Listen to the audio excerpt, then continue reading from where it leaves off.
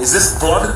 Does this look like blood to you? Could possibly be blood. Pretty positive my son's head is in a bucket. Almost really all soaking and cutting everything. I just didn't stop. I don't know why.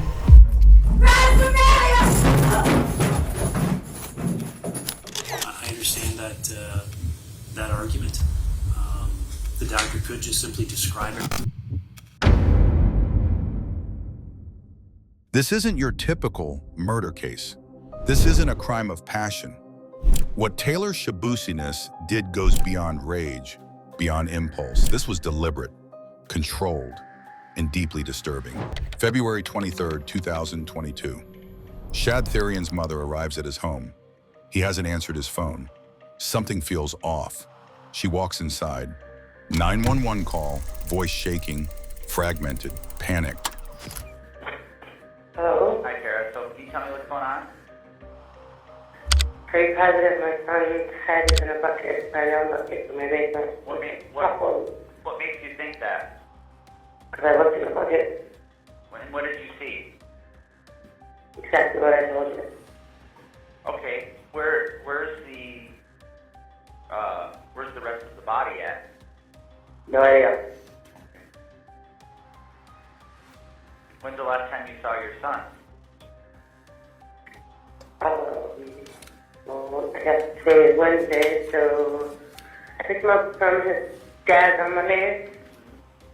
And because he doesn't normally stay here, he was going to stay here for a few days. He brought a bunch of laundry. He was here a couple hours, then he left with Taylor. And they had some big Taylor. Who's that? Girl. Taylor Coronado. You know how to spell her last name? Coronado. No, not exactly. But it's the common spelling from around here. All right. He went to middle school and high school with her. Okay. I don't know if he doesn't live with me. When's the last time you saw him? Well, he left with her. They both came back. I believe they both came back while we were sleeping Monday night. And I assume they slept all day yesterday, so I haven't seen him since Monday night physically. I thought they were sleeping all day. I was gone for a little while yesterday, Tuesday, and he's 25 and I'm on a basement. All right. What are you doing? You know what I mean? Well, we've got help. And then I heard my door and her minivan start. And I went downstairs and I went to the bathroom. The lights were out in the basement. I went and turned them off and I looked around and I was there. So then when I turned around to come back upstairs, there was a 5-gallon bucket with a towel over it. And I'm like, oh great, that's why they're out here all day yesterday. They're pissing in a bucket. And I looked and that is not what was in that bucket. What is your son's name? Shad Therian. T-H-A-D. S-H-A-D. How do you spell his last name? T-H-Y-R-I-O-N. What's his date of birth? 9797. Honestly, I think. Is there blood down there? No. Okay. Police arrive. They enter the basement. What they find defies routine police work. A head in a bucket, blood trails across the floor, boxes, bags, carefully placed. This wasn't chaos. This was organization.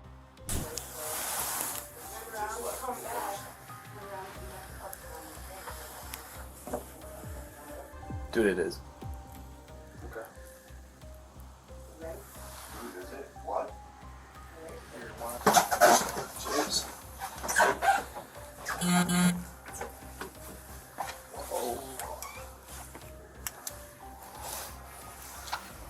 There's nobody.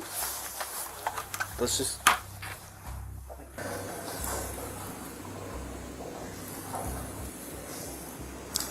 Was that Fred one? Inside the house of Shad Therian, her boyfriend and victim, there was Taylor Schabusiness. She had just killed him. She had just mutilated his body. And yet, she was calm, almost casual, walking through the basement as if nothing had happened.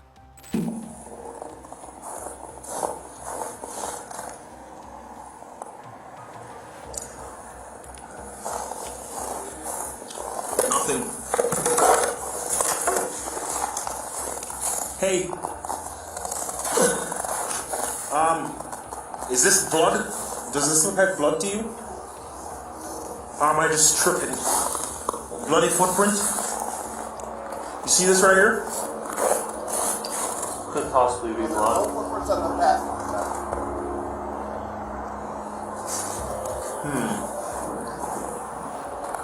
Hey, who did that?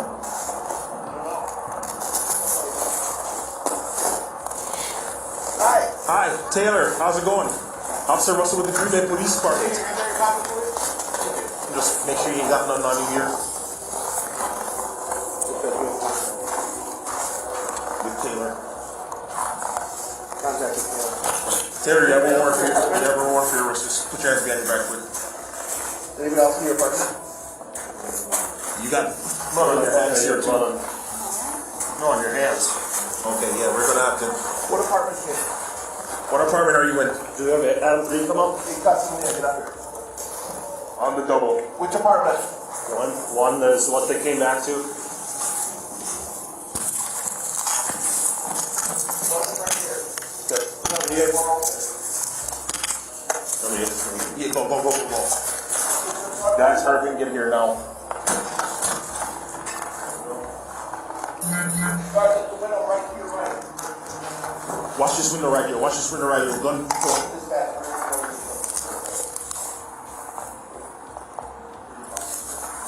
Go in here. Come to the back of the apartment. That's where we're at. You come over here. 2 more will be fine. If 84 is here. Hands up! Yeah, contact with the mail. Hands up! Walk out towards me! Have a seat. All the traffic. Officers were stunned. They expected fear, panic, maybe tears. Instead, she spoke about what she had done calmly. She described where the body parts were. She explained her actions: flat, detached, chilling. Who else is in the apartment? Be straight up. Tomes? Who else? Just Tomes? Is he armed? Nobody's armed? Nobody's armed. You sure? I'm sure. This wasn't shock. This wasn't fear. This was a mind operating completely outside normal limits. Investigators collect evidence, containers, photos, every detail documented. Taylor talks casually. She references Jeffrey Dahmer, not with fear, but familiarity. No remorse, no emotional spike, just calm explanations. This is where alarms start going off. I hate this outfit. Never in my life. During the interrogation, Taylor Schabusiness spoke in a calm, almost casual tone. She described what she had done without panic or fear, matter-of-factly explaining where the body parts were. Investigators were stunned by her detachment. Her words were flat, emotionless, chilling, as if she were talking about something ordinary. I didn't want him to die, actually. He's my buddy, but like it happened. I just didn't stop. I don't know why. I didn't stop. I felt bad because I'm like, damn, he's gonna be losing after this. I'm like, might as well just kill it. But when did you start, cutting up his body? I don't know, like almost right away. I was sucking and cutting at the same time. When I was dismembering the body, there was, I'm going like this with a knife, so there's blood fucking going everywhere, sorry. You two being intimate, having sex? It was getting there. It was getting there, okay. So will this be considered foreplay? Yeah, it was. And then, I don't know. And then, I just didn't stop. I don't know why. I didn't stop. You guys done something like this in the past? Not like that. Do you use manual strangulation during sex at all? To shed like that? A manual strangulation? Yes. He likes strangulation? I You know what Yes, I'm he talking does. about? Yes, he does. Yeah. Yeah, I do. And you do too, or just him? Both of us. So when's the last time you guys had sex besides potentially sworn? Mainly me, but like we didn't even get it. Like, I'm sorry, but we didn't even get it. Okay, so you didn't. Alright, but when's the last time you did do it? I mean, I played with him though after. I have no idea, like August. And what would you guys like to do? Is there a certain role playing that you did with Chad? Or was it just some sort of strangulation? How would you guys basically have sex? It's like I just wanna we just go yeah, and we go at it. But does anybody like strangle the other person? I like doing that a lot. Alright, so you like being strangled, like having your airway, or do you like doing it to somebody else? I like doing it to somebody else. Does Shad like being strangled during sex? I have no idea. I think so. Have you done it before with him? Yeah, he does. He likes it. So when he put the chain on his neck, he thought that you guys were going to have kinky sex, right? You think that's what Chad was thinking, maybe? Yeah. What were you thinking? I was gonna do the same thing. You know, I was going in, and I did. And I went in. But then he was like, choke me. But he didn't really say it, so I'm like, he put it on his neck. I already know I'm gonna choke him. And I did. In custody, the behavior escalates. Smiling, laughing, disrupting proceedings. Then, without warning, she attacks her own lawyer in open court.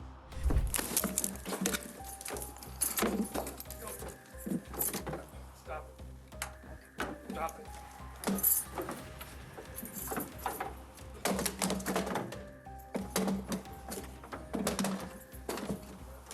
Rachel, call.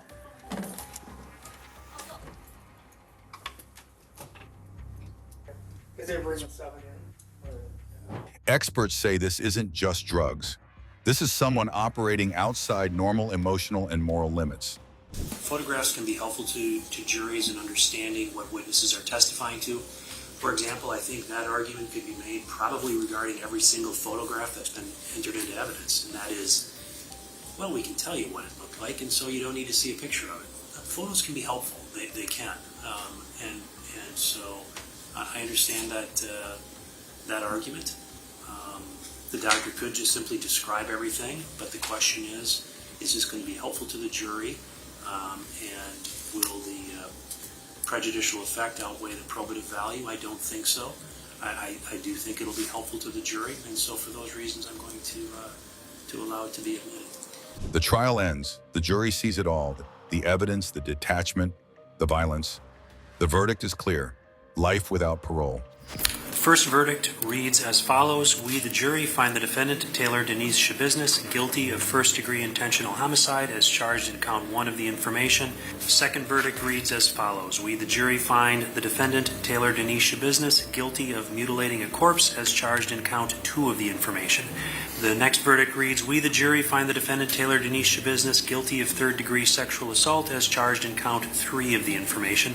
Dated this date, 26th day of July, 2023, signed by the foreperson. Verdict seems to be in order, and I will read it as follows. Question 1. At the time the crimes were committed, did the defendant have a mental disease or mental defect? Answer, no. Prison doesn't change her. It amplifies her. She assaults a nurse, then a correctional officer. The pattern continues, unpredictable, aggressive, unrestrained. The basement, the bucket, the calm, the smiles. This isn't just a murder story. It's a glimpse into a mind that never turned itself off, before, during, or after the crime. And that's what makes it truly terrifying.